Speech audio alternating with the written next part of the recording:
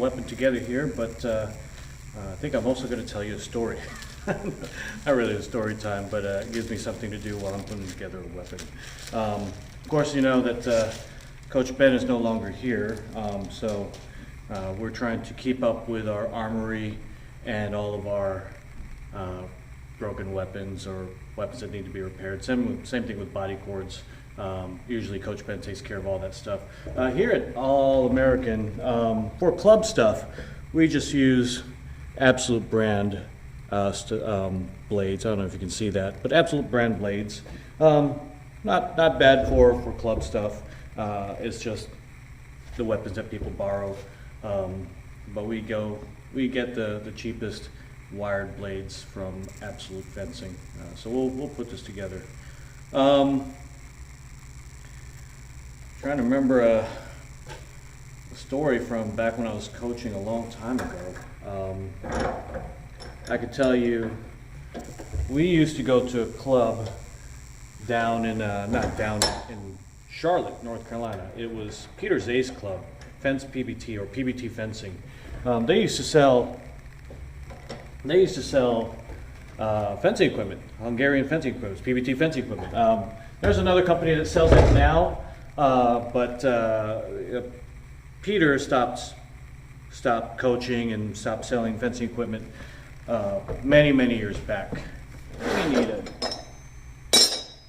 We need a grip for this. I don't know if you like Zivkovics, but I had a coach that absolutely hated Zivkovics. We've got a few of these. I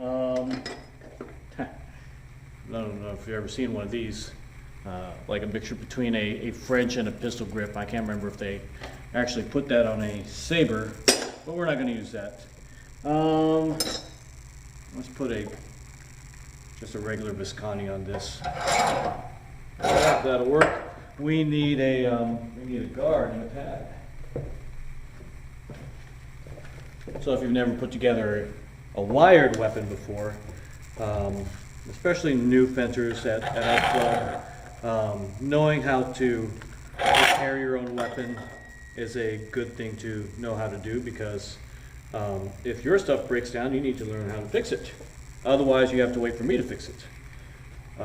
First thing we need to do is cut this tang. I usually buy the French grip tangs or French grip cuts, and I cut them myself because I never know what size grip that I want to put on the weapon. It's actually after club right now. Tuesday club. Everyone's come and gone. So I have time to put together some weapons. And a little bit of backstory. The fencing club, if you ever see me glance because I see something out the corner of my eye, the fencing club, prior to it being a fencing club, it used to be a ballet studio. And the instructor was Miss Josie Strasnicek. And she was a great ballet instructor. But I remember one time when I was early here at the fencing club, I asked her, I said, did you ever feel a presence at the fencing club? You know, did you ever think there was a ghost or a spirit in here? Or did you ever see one? It's an old place. It's been around here for years. Prior to ballet studio, it was a car repair shop, and then prior to that, it was a butcher shop. But she said, no, I've never seen a ghost, but I've never felt alone. I didn't really need to know that. So, Miss Josie, if you're listening, please, I don't need to see you again. I love you, I miss you. But I always see things, unfortunately for me, I always see things off the corner of my eye. And so little small movements, and there's huge, if you know the fencing club, you know I've got huge mirrors all on the walls. And so movements by me, sometimes I'll catch at the corner of my eye. And I can see the whole other room in the reflection of those mirrors over there, and that creeps me out sometimes. Anyway, so if you see me kind of quickly glancing around, that means I caught something in the corner of my eye. Knock on wood, hopefully I never see a spirit in here. That's one of my biggest fears. Anyway, so back to this weapon. And I'll try to get back to my story in Charlotte. we need to cut this. The hardest part, and I don't know how other clubs do it or how other armors do it, but I get the grip that I want, and as far in as I can, I mark where it is on the inside of the grip. Let's take a look how much space I got to work with. Yeah, I got a lot of space. Some people use hacksaws. I cheat, and I use a Dremel. Now, Dremels work great on cheap weapons. Not saying this is a really cheap weapon, but it is the cheapest of Absolute's weapons. I've used a Dremel to cut blades before, like FIE blades. It takes a while to cut through. Always use eye protection, so I'm going to eyeball where I need to cut there, and let's cut this thing off.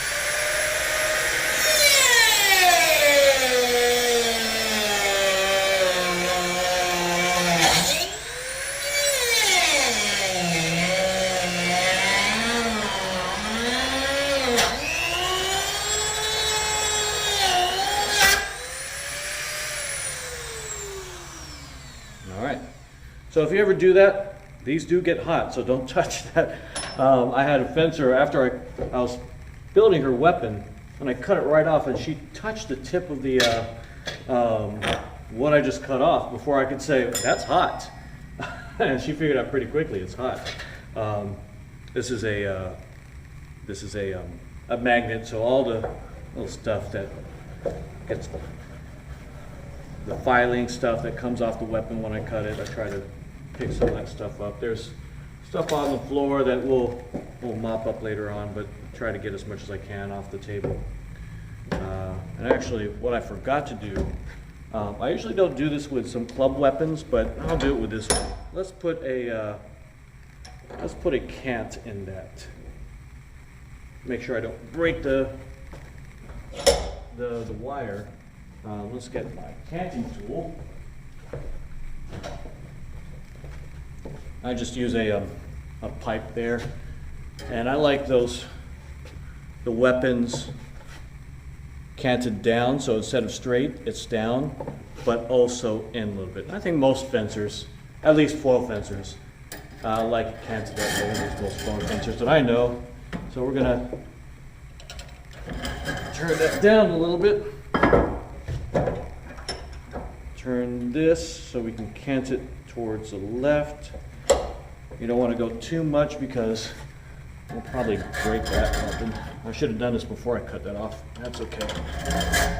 Anyway, so back to my story in Charlotte. I'm not going to go too perfect on this because it's not my weapon. It's just a club weapon. Unfortunately, everything's wired, so just got to get the, it's still warm.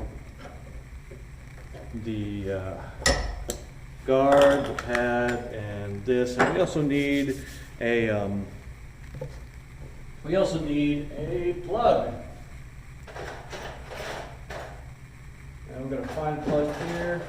Now, I know most clubs, or a lot of people might like two-prong. I used to use two-prong. They're easy to fix. Coach Miller, I fenced at UNC Chapel Hill with the team. And so Coach Miller taught us how to armor our weapons, fix stuff. So fortunate for me, when I started a club, I knew how to fix everything and build stuff. And I used to use two-prong for the longest time, until we had Coach John Page here, and he was a bayonet enthusiast, and he convinced me. They don't break down as much, but when they do, they're really hard to fix.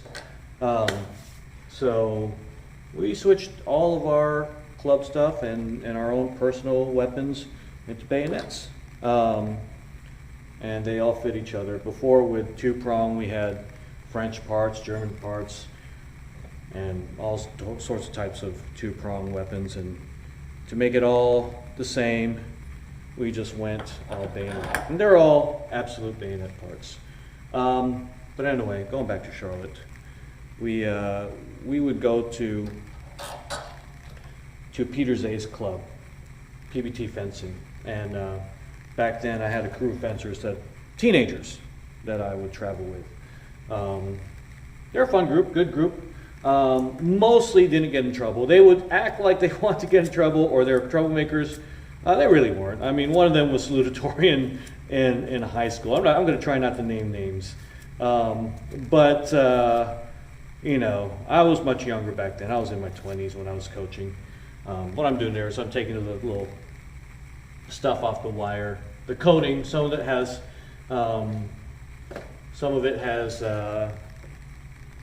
like metal coating or painted coating. Some of them have a cloth coating. I use just some sandpaper to scrape that off. But sometimes there's another layer there that I don't see, and I just take a lighter there and hopefully I burn off whatever layer is remaining and then scrape off whatever else. But anyway, so group of fencers, teenagers that I would travel with. We did a lot of competing back then. Like I said, we would go to Charlotte, PBT fencing. And what the kids would do, and a lot of times we would make it an overnight trip. Now, like if there's a competition at Charlotte, we would just go there for the day and come back. Back then, we would spend a night, so we wouldn't have to travel early in the morning, then late at night. So we'd travel the day before, rent a hotel, compete the next day, and travel back home that night. So what the kids would do is, I guess it was an Xbox, but one of the students would bring a game system and they would play in a hotel the night before. And they would just set up the Xbox in the hotel room. At Peter Zay's place, I was afraid because Peter Zay had this huge glass cabinet and of their awards or whatever. And I was afraid that these teens would knock that thing over. And I'll be fencing and Peter Zay is going to walk in and say, "Hey, Gerhard, your teens just smashed my cabinet," because they might have been roughhousing or playing around. I can't get this wire. I'm in between this washer here. Trying to create some space.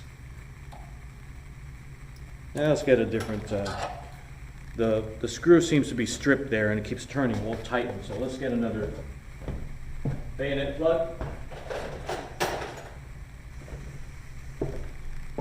So I was always afraid that Peter would just come into the fencing room, because in his lobby, that's where he had the display case, this glass display case with everything in it. And I was always afraid that he'd come in and say, "Hey, Gerhard, your kids just accidentally knocked over the display case and it's all in pieces. You're gonna have to pay for it." Fortunately, that never happened.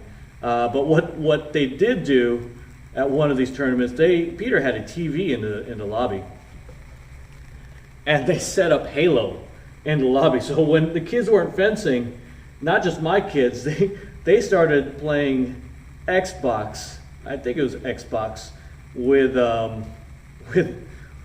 the teens that I brought. So like their mind was totally off fencing and playing video games in between bouts. But anyway, the kids thought, "Hey, let's prank Coach Gerhard." I was notorious for pranking them. They thought it would be a good idea to prank me back. So what they decided to do was to call me on someone's cell phone. And this was, I think, still pre-smartphones. These were during the flip phone times. So they decided to prank call me and say, "Hey, one of our fencers locked the keys." No, was it, what did they say?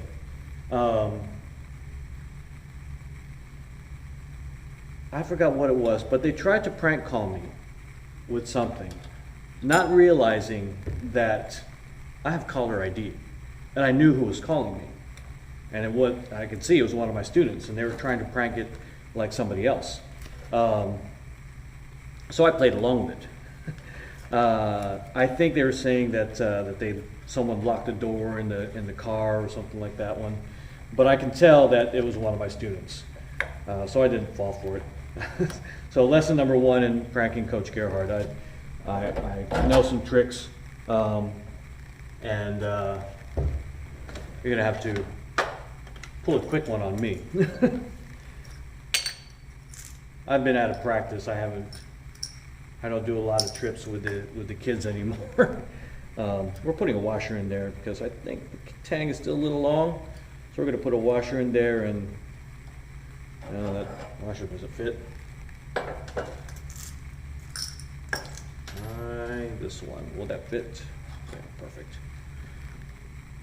So I knew exactly who was calling me. I dropped my screwdriver, there it is. And so I decided to go along with it, and I said, all right, so whatever that happened, go ahead, call the police, and named off my fencer. And I said, go ahead and pick him up. He's a troublemaker. They didn't quite know what to do with that one. Wow, and I managed to get that. There it is. Let's see if I can get that out. That's not cooperating with me. Let's try another washer. Not a great story, but they tried to prank me and didn't really work out that well. Just went along with it. Let's try that one. Use those other washers for something else.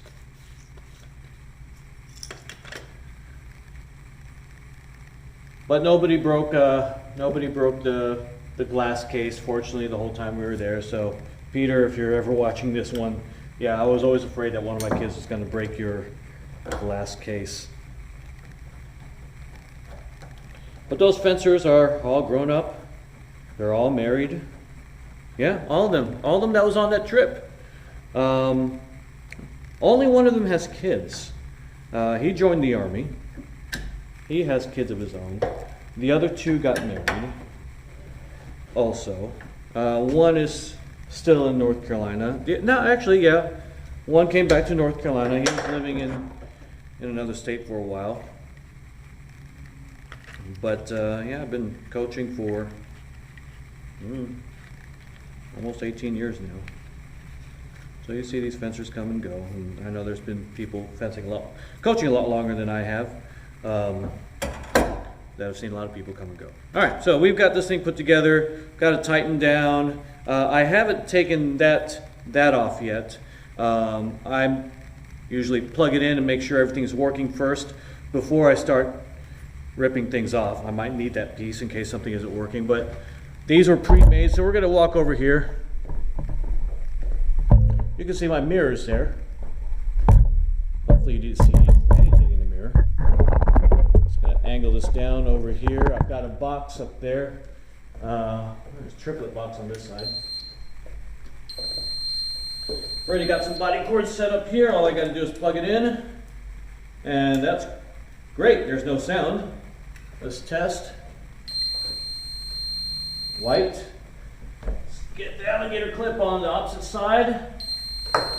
And we've got an on-target light, so everything's good. Let's shut that off. So, that's how you build a wired weapon. So we're good to go. I'm going to take that piece off there, and then put it back in the armory. So that piece right there, to take that off, like I said, I use an absolute bayonet plug there. So to take that piece off, I just kind of go back and forth right near it. I used to try to cut it off. I don't know why I did that, but you learn some things after armoring for a while.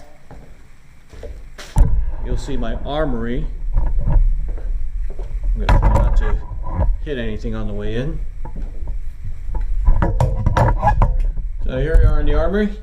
So if you are alumni of All-American Fencing, you'll see I made some changes here. I covered it with duct tape and left some holes. So now all the weapons are evenly spaced. What I'm trying to do is I'm trying to keep the left-handed weapons all the way on the left side. I should write down, I never know how many left-handed weapons I have, but I want to write down left hands to the left. But that's okay. It's much more cleaner now. So what I'm trying to do is I've got 1, 2, 3, 4, 5, 6 more spots open. I'm trying to fill up those spots. That way we always have weapons ready to go. And I always keep some already made weapons here that haven't been opened yet up here. There we go. Those ready-made weapons. That way if I ever need something, I don't have to build anything. We've got stuff ready to go. All right. Well, hopefully you enjoyed that. Maybe I'll get better with my storytelling. Maybe I won't. Maybe I'll find better stories. That was a short one. But hope everyone's healthy. Hope everyone's safe. And I'll see you next time.